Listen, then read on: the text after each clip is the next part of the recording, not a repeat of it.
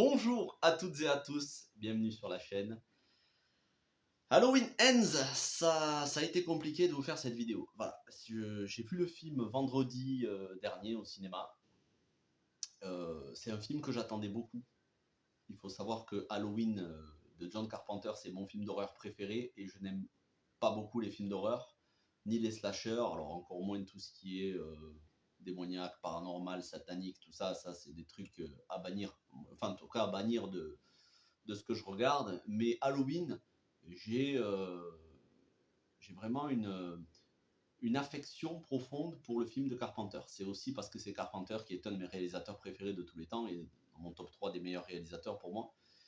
Et donc, j'ai vu tous les Halloween, tous sans exception, y compris les remakes, que je n'aime pas du tout, mais j'y reviendrai. Et l'année dernière, Halloween Kills, vous avez ma critique sur la chaîne, je l'ai moyennement aimé. Hein, et quand je dis moyennement, c'était moyen moins.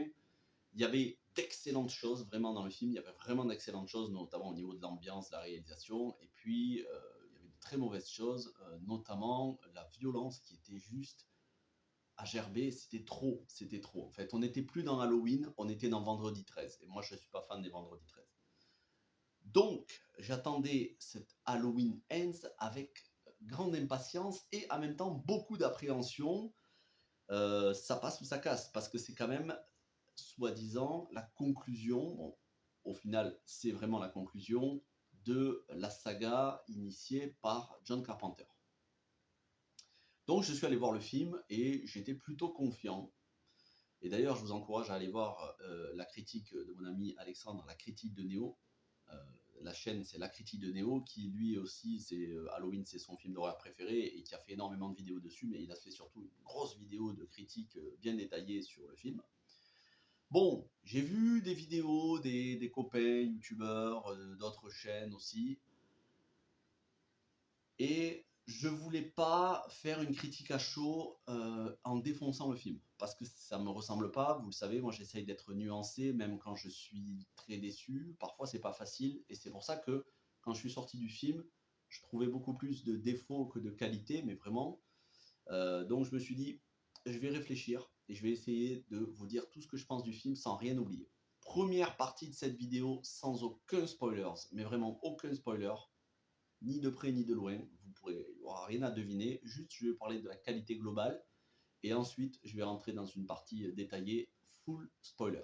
Mais vous inquiétez pas, je vous dirai quand est-ce que ça commence. Alors, sans spoilers, pour moi c'est une conclusion qui est tout sauf épique, qui est d'une banalité assez affligeante.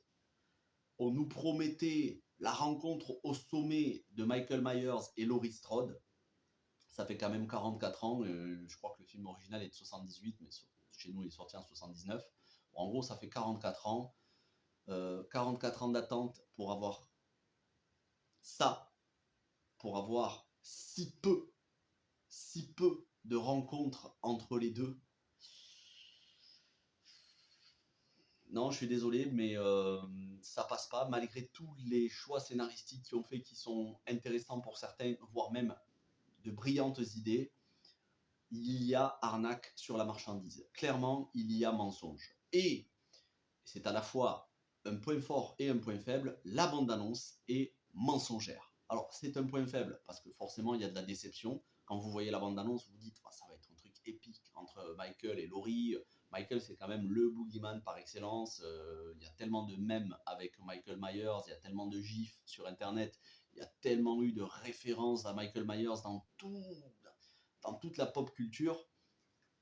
C'est quand même un perso iconisé à mort, mais vraiment, il n'y a pas plus iconique que Michael Myers avec son masque d'Halloween. Avoir un final qui est assez pathétique, très mou, c'est mou, oh, c'est mou, dans ce que ça montre, c'est franchement décevant. Mais en même temps, c'est une force de la bande-annonce parce qu'ils ont réussi à nous induire en erreur sur le contenu parce qu'il y a une raison, pour pouvoir nous faire les 2 tiers du film totalement inédits dont on ne se doute pas quand on voit la bande-annonce. Et ça, c'est une force. À l'heure où aujourd'hui, en 2022, et ça depuis déjà plusieurs années, on nous montre quasiment tout le film dans la bande-annonce, tous les ressorts. Là, pour le coup, si vous ne le savez pas, vous n'avez pas idée des 2 premiers tiers du film de ce qui va se passer. Ce qui ne veut pas dire que c'est une bonne chose, ce qui se passe. Mais au moins, ils ont gardé la surprise. Ça n'est pas vraiment un film sur Michael Myers. Voilà, c'est tout ce que je pourrais vous dire sans spoiler. C'est pas vraiment un film sur Michael Myers. C'est un film Halloween, ça c'est sûr. C'est un film avec Laurie Strode. Il y a de l'affrontement, mais c'est pas vraiment un film centré sur Michael Myers. Alors, autre gros point fort, c'est l'interprétation pour moi à la fois de Jamie Lee Curtis, qui fait ici une Laurie Strode âgée, presque une mamie en train de faire du crochet, du tricot, et en plus en train d'écrire ses mémoires, mais tu sens qu'il n'en faut pas beaucoup pour ressortir les armes, et que sous le visage de la bonne petite mamie au foyer qui essaye d'être sympathique avec tout le monde, tu sens quand même qu'elle a l'expérience des 44 ans où elle a traqué Michael Myers, où elle s'est fait traquer aussi. Donc Jamie Curtis au sommet. Mais moi, le coup de cœur, c'est pour Andy Matichak. Euh, J'avais déjà un coup de cœur pour elle dans le premier, donc Halloween de 2018. Mais je trouve que dans ce film-là, et alors, je ne vais pas faire une comparaison parce qu'il y en a certains qui vont sauter de leur chaise, mais j'allais la comparer à la Galadriel dans Seigneur des Anneaux. Mais il y a quand même quelques points. Pour ceux qui ont vu la série Les Anneaux de Pouvoir, en particulier le dernier épisode, il y a des points communs dans le développement de la personnalité de Alison Strode dans cet épisode avec un autre personnage. Voilà. Elle va former un duo.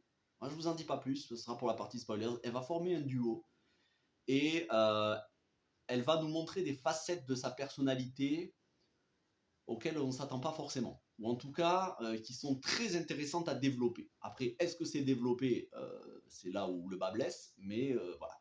Il y a des nuances. C'est un personnage qui réserve. C'est un personnage qui vraiment est très bien joué parce que on n'est pas toujours sûr de savoir là-dedans qui est le monstre ou pas. Voilà. Donc j'en dis pas plus. Donc Andy Matichak, outre le fait que je la trouve magnifique parce que elle est grande et elle est cheveux longs, j'aime beaucoup son physique. Voilà, je trouve qu'elle est magnifique. Euh, Elle a le physique de la fille sage, mais en même temps, attention, faut pas trop l'énerver non plus. Un peu réservée, mais voilà. Et elle peut être badass. Elle peut même être très badass. Et ça, c'était à peine effleuré dans les 2 premiers, donc celui de 2018 et le Halloween Kills, où elle était totalement sous-exploitée. Bon, elle est un peu plus exploitée dans celui-là. Est-ce qu'elle est vraiment bien exploitée? Non, pas vraiment. Mais il y a tellement de problèmes dans le film, en fait, il y a plein de bonnes idées, mais qui ne sont pas exploitées.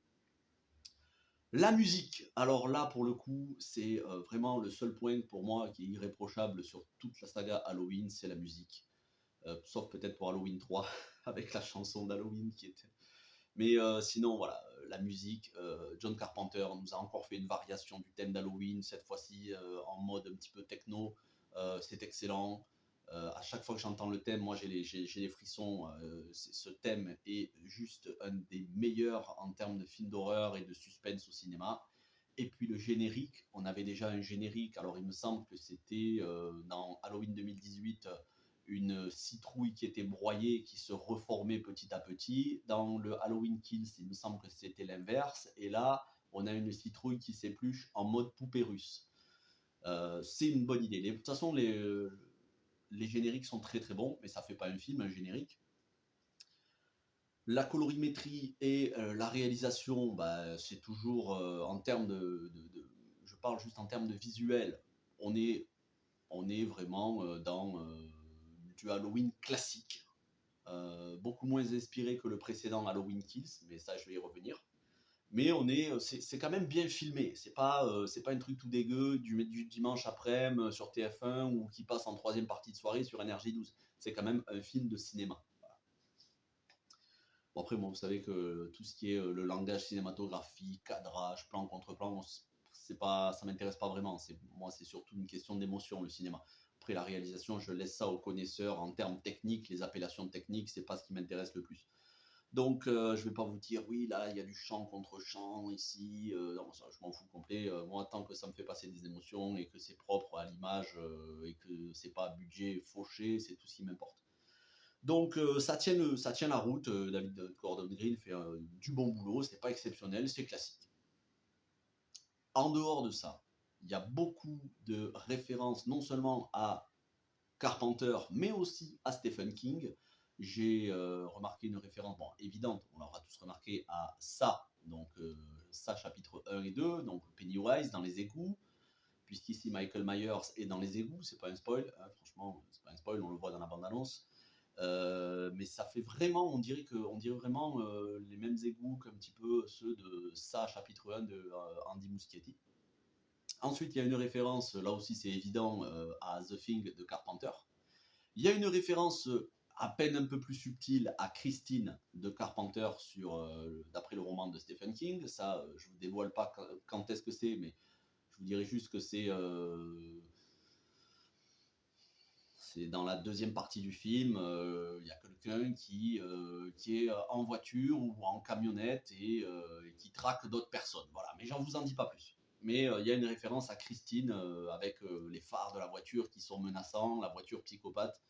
Donc ça, c'est une plutôt bonne idée. En dehors de ça, je ne me souviens plus s'il y a d'autres références. Il doit peut-être y en avoir et même des plus subtiles. Mais bon, voilà, comme ça remonte à presque une semaine que j'ai vu le film. Globalement, c'est un film qui a de bonnes idées, notamment dans les 2 premiers tiers. Ça introduit un nouveau personnage. Je ne peux pas vous en parler plus sans spoiler. Ça introduit un nouveau personnage. Ce qu'ils ont fait avec ce personnage, c'est une excellente idée. L'idée qu'ils voulaient avoir avec ce personnage, l'embryon d'idée, c'était très bon. Le moment où c'est amené, la manière dont c'est développé et la place, surtout la place que ça prend dans ce qui est censé être une conclusion, fait que c'est catastrophique. Cette idée qu'ils ont eue dans les 2 premiers tiers du film, ça aurait dû arriver soit dans la dernière scène du film, soit carrément en scène post-générique. Mais je pense dans la dernière scène du film, ça aurait été génial. Ça nous aurait permis de se dire, on va avoir d'autres films Halloween, mais on a quand même une vraie conclusion. Mais on aura d'autres films Halloween. Bon, ben là, c'est pas le cas. Ils ont une idée. En fait, c'est ça le problème de ce film. Il y a plein de bonnes idées avec le nouveau personnage. Je vous en parlerai après dans la partie spoilers. Avec Allison, avec Laurie Strode, par rapport à certaines choses qu'elle fait. Il y a plein de bonnes idées. Ça va jamais au bout. Donc, ça vous chauffe et ça vous amorce et ensuite, voilà, ça cale. C'est un film qui est très frustrant. C'est un film qui est très frustrant. Et pour moi, la pire idée, mais ça, c'est pas uniquement sur ce film-là, c'est sur cette trilogie de David Gordon Green.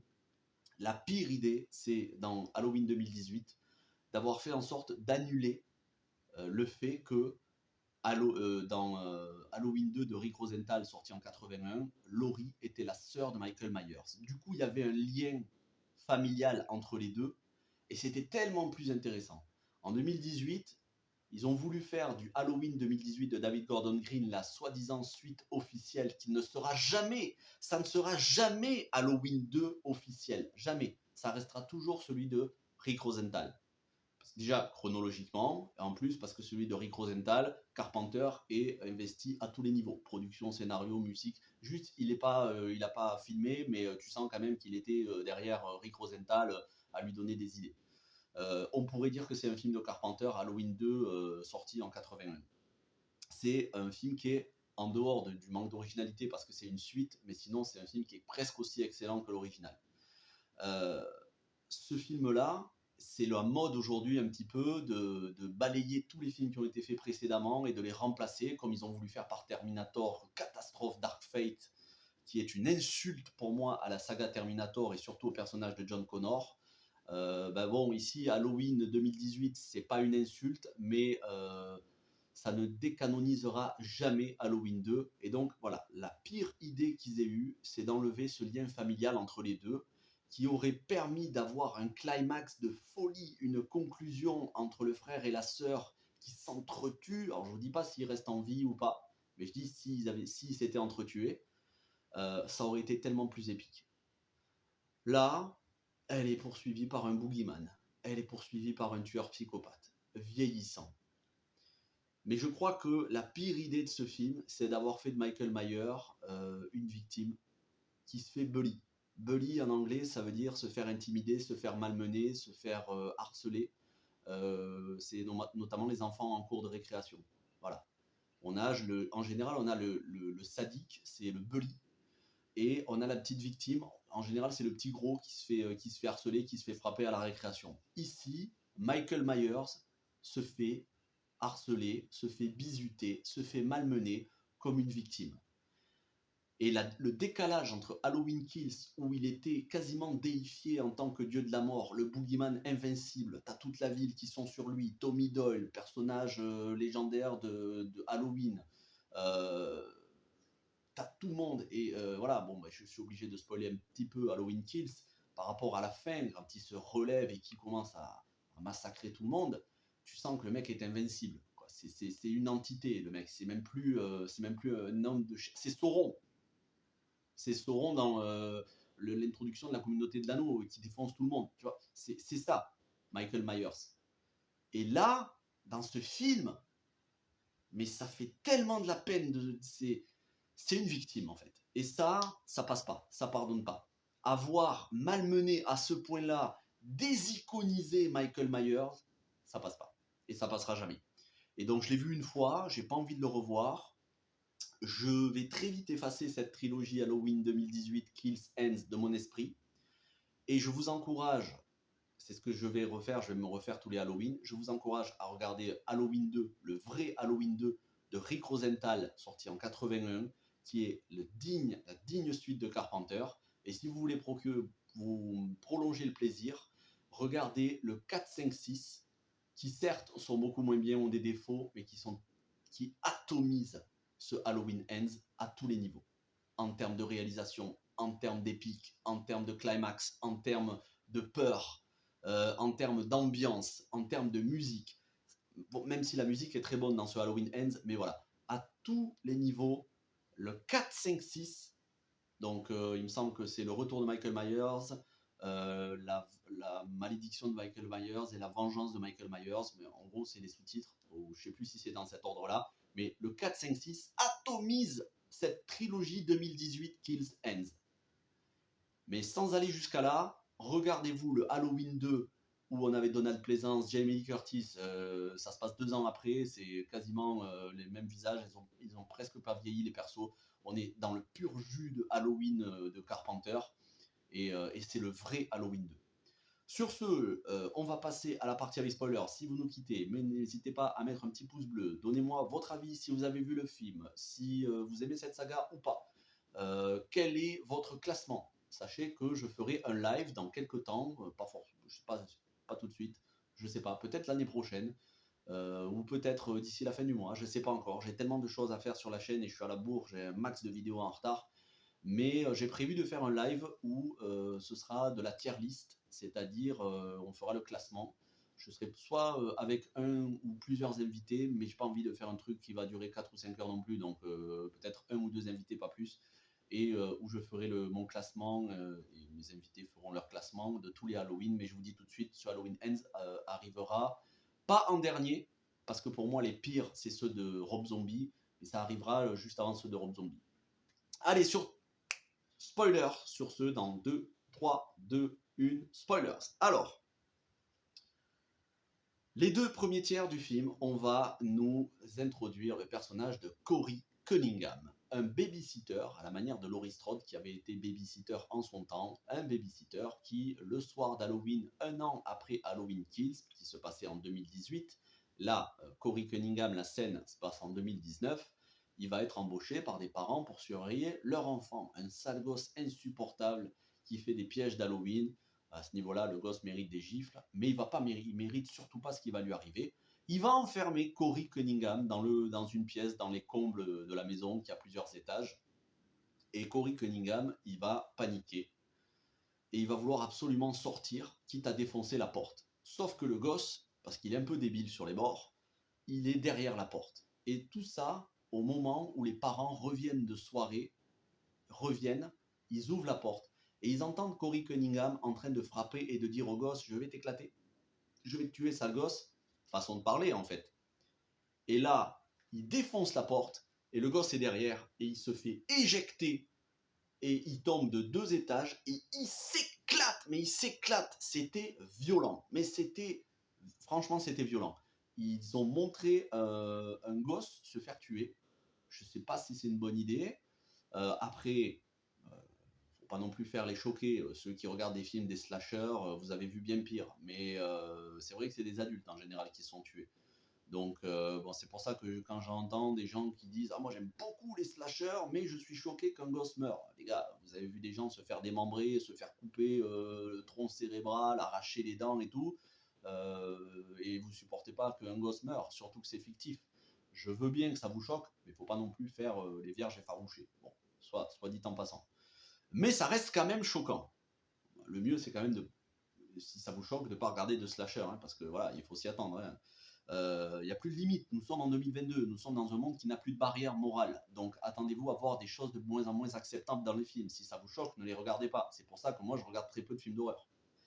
Donc, je referme ma parenthèse parce que voilà, il ne faut pas non plus ah, je suis choqué, il y a un gosse, mais par contre, il y en a 20 qui se font trucider, qui se font arracher la colonne vertébrale, qui se font arracher les yeux. Les gars, bon, à un moment donné, un peu de cohérence. Bref, mais je suis d'accord que c'est choquant et que s'il n'y avait pas besoin de faire ça. Donc, Corey Cunningham, qui va être en prison, mais parce que c'est un accident en fait, il ne voulait pas le tuer le gosse, il ne savait pas qui était derrière la porte, il va être libéré. Et tout le monde le regarde pendant les 3 ans qui vont suivre, puisque le film se passe au présent en 2022. Entre 2019, lorsqu'il fait ça, et qu'en fait il est innocenté, et l'action présente, il se passe 3 ans où ce babysitter, cet ancien babysitter, ce jeune, parce qu'il est jeune, il doit avoir la vingtaine, 20-25 ans, ça va devenir le souffre-douleur de la ville. Et tous les jeunes lycéens, les adultes vont tous le harceler et le maltraiter, l'humilier. Il ne mérite pas, parce que ce qu'il avait fait, c'était un accident, il ne voulait pas le faire. C'était pas un tueur à la base. Sauf que, à un moment, ça va être trop, et des jeunes qui le poursuivent, qui n'arrêtent pas de le poursuivre, vont le jeter d'un pont, et là ils se disent oh, merde, il est mort. Et là, il y a un clochard, enfin un SDF, on va rester poli, en fait. Il y a un SDF qui vit sous les ponts, qui a probablement sauvé Michael Myers en 2018 et qui l'a mis dans les égouts, façon Pennywise, et il va ramasser Corey Cunningham et il va le mettre dans la même pièce, dans les mêmes égouts où se cache Michael Myers. Et là, Michael Myers, c'est ce que vous voyez dans la bande-annonce. On se disait, en fait, il attrape quelqu'un, il va le tuer. Non. Il voit dans les yeux, il le chope par la gorge, il voit dans les yeux ce qu'a fait ce babysitter. Et il lui transmet, et ça, c'est une idée excellente qui est totalement sous-exploitée, il lui transmet sa malédiction, autrement dit, le goût de tuer. Comme un lien, comme une contamination surnaturelle. Comme si, à travers ses yeux, à travers les yeux de Corey et les yeux de Michael, il y avait une transmission invisible, un lien surnaturel qui faisait que Corey devenait Michael Myers. Et on va suivre, durant les 2 premiers tiers du film, Corey qui devient Michael Myers, alors qu'il ne devient pas au sens, c'est pas une réincarnation, mais qui va s'habiller comme Michael Myers, qui va être un copycat, jusqu'à, déjà il va prendre goût au meurtre, et jusqu'à venir dans les égouts, frapper Michael Myers pour récupérer son casque et son couteau. Et c'est là où je vous disais que c'était une scène qui pour moi était pathétique.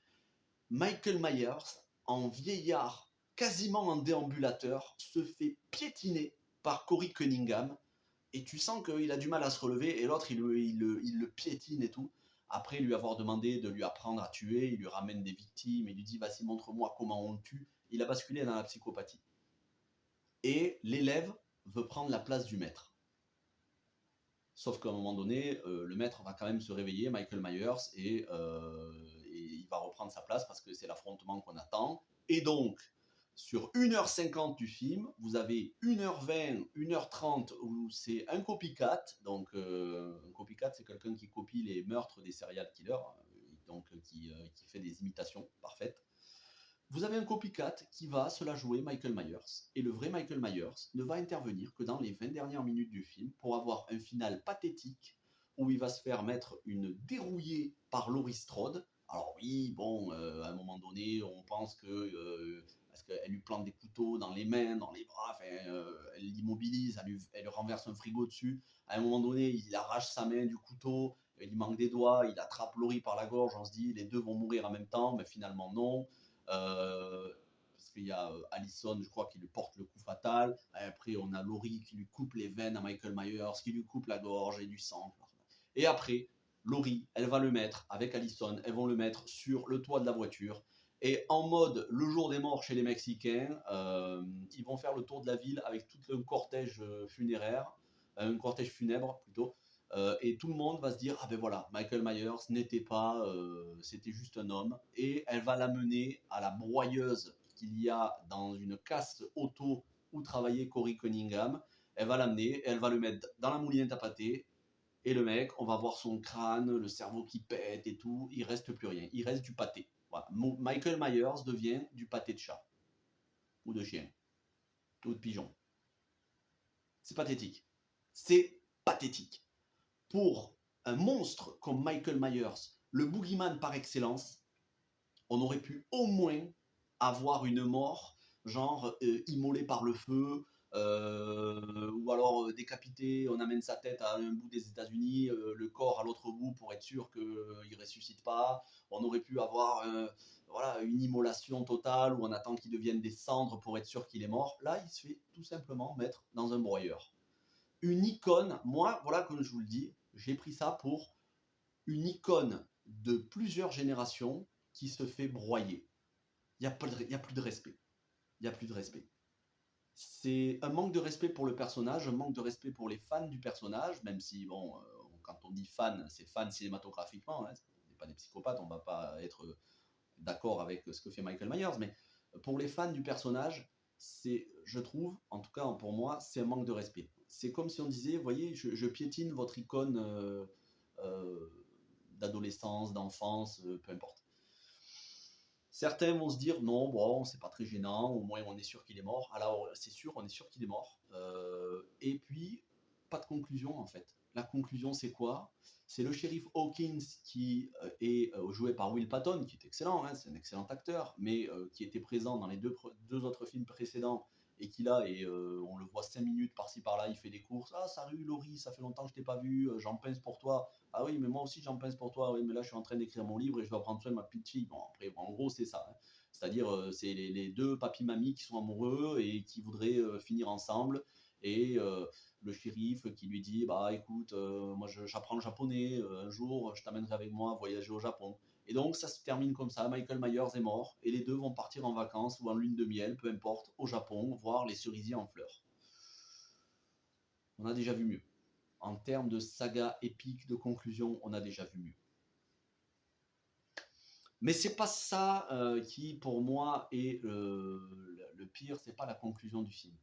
C'est le fait que, en fait, Corey Cunningham, et c'était une très bonne idée de faire cette espèce de lien quasiment surnaturel, sauf que ça a déjà été fait dans la trilogie du 4, 5, 6, avec la petite, il me semble, Lindsay, non, Lindsay, c'est Lindsay Wallace.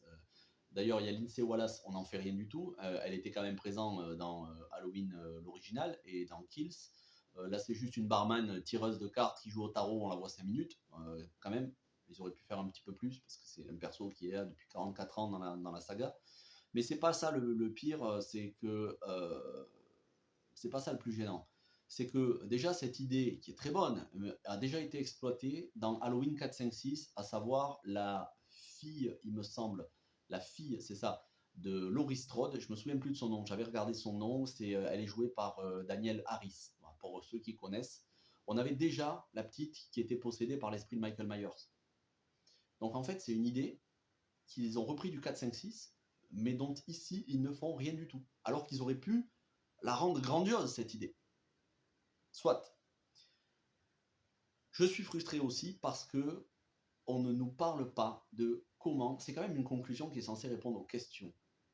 On ne nous parle pas de comment Michael Myers est devenu ce psychopathe. Cette nuit-là de Halloween en 78, on ne sait pas ce qui lui est arrivé pour passer de petit enfant normal à psychopathe qui va tuer sa sœur et ses parents. On ne le sait pas. Et donc, il y a des questions qui sont laissées en suspens. Et je déteste quand, dans une conclusion qui est censée apporter les réponses, dont on nous dit que c'est la conclusion définitive, on laisse des questions aussi importantes que ça en suspens.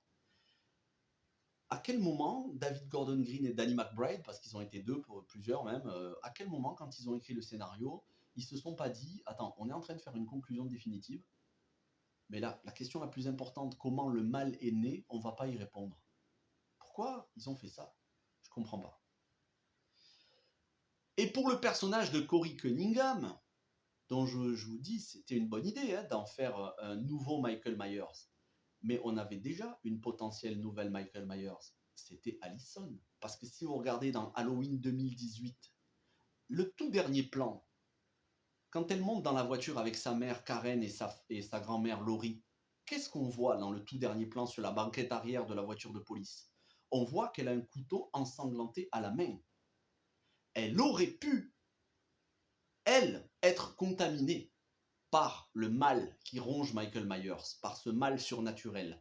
Elle aurait pu devenir le nouveau Michael Myers. Et ça aurait eu tellement plus de sens que Corey Cunningham, un inconnu qu'on ne connaît pas, joué par Rohan Campbell. Il est bon, Rohan Campbell, il n'est pas mauvais. L'acteur n'est pas mauvais. Je ne vais pas reprocher son interprétation. Mais quand on voit le talent de Andy Matichak, qui est totalement sous-exploité, son jeu d'actrice est sous-exploité. Le réalisateur n'en fait rien, il ne la met pas en valeur.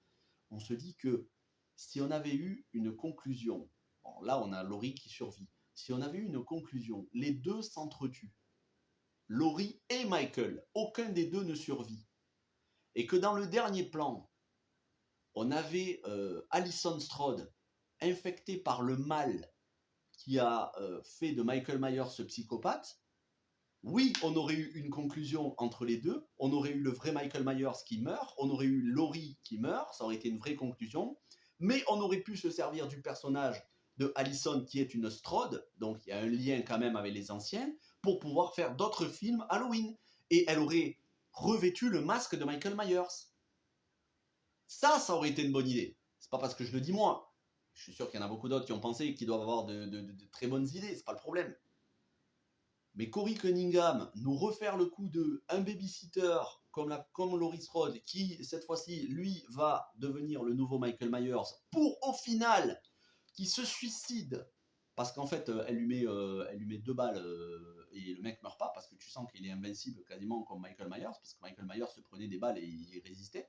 Bon, ben là, il est sous cette force, je dirais même quasiment occulte, qui envoûtait Michael Myers. Donc tu sens que Corey Cunningham, quand il est en mode Michael Myers, il est quasi invincible.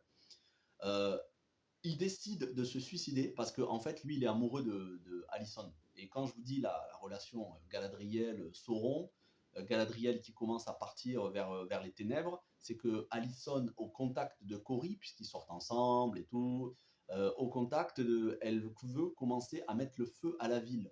Elle dit je veux mettre le feu à la ville, mais littéralement en fait. Elle dit je veux détruire cette ville, je veux repartir à zéro. Et on le voit même dans la manière dont elle s'habille. Elle s'habille en noir, elle a un look un peu gothique.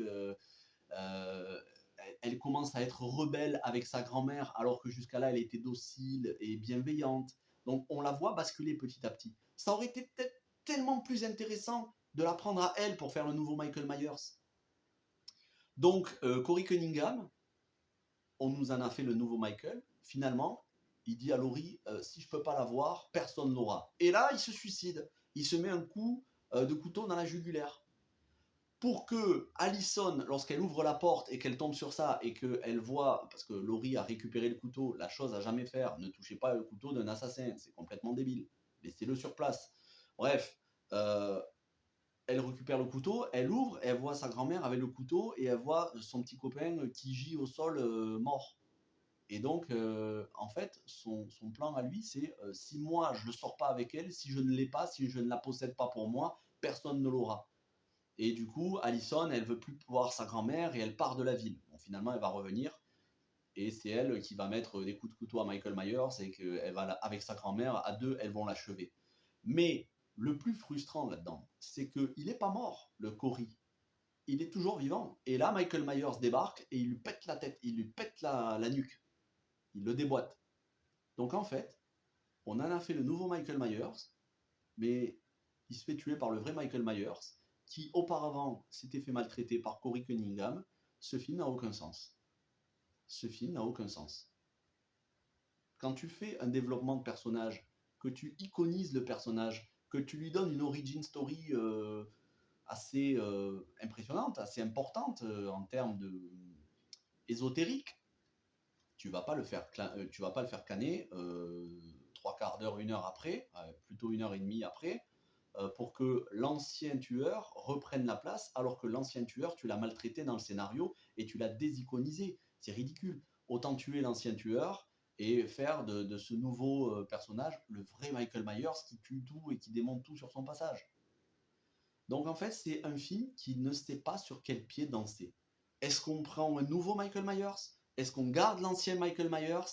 On aimerait faire une nouvelle histoire, mais en même temps, on doit faire la conclusion. C'est mauvais. Et ça, je ne vous parle même pas des longueurs du film, où j'ai dû regarder ma montre à peu près 4 ou 5 fois durant le film, tellement c'était long. 1h50, c'était très très long. Je vous dis, si le film avait fait 1h30, c'était déjà beaucoup. Mais là, 1h50, sachant qu'on ne voit le vrai Michael Myers que à peu près 20 minutes du film, disséminé ça et là, et la première fois qu'on le voit, ça doit être à peu près à une demi-heure après le début du film. Dire que cette conclusion, c'est la vraie conclusion officielle, ça me reste en travers de la gorge. Honnêtement, je vous le dis, pour moi, c'est pas la vraie conclusion, c'est pas la conclusion canonique. Si vous voulez la conclusion canonique, alors elle est mauvaise aussi, c'est Halloween Résurrection. Halloween 20 ans après et Halloween Résurrection. Bon, c'est mauvais aussi, mais quand même beaucoup moins. Bon. Dans le doute, si vous voulez ne pas être frustré et rester sur une bonne idée, regardez Halloween 2 de Rick Rosenthal et éventuellement la trilogie 4, 5, 6. Il n'y a pas Laurie Strode, il n'y a pas Jamie Lee Curtis, il y a Danielle Harris qui fait sa fille, donc la nièce de Michael Myers. Et c'est tellement plus intéressant et c'est tellement plus épique que ce Halloween Ends. C'est mon avis. Vous avez le droit de ne pas le partager, il n'y a aucun souci. Vous avez le droit de kiffer le film. Je sais qu'il y en a certains qui se sont régalés.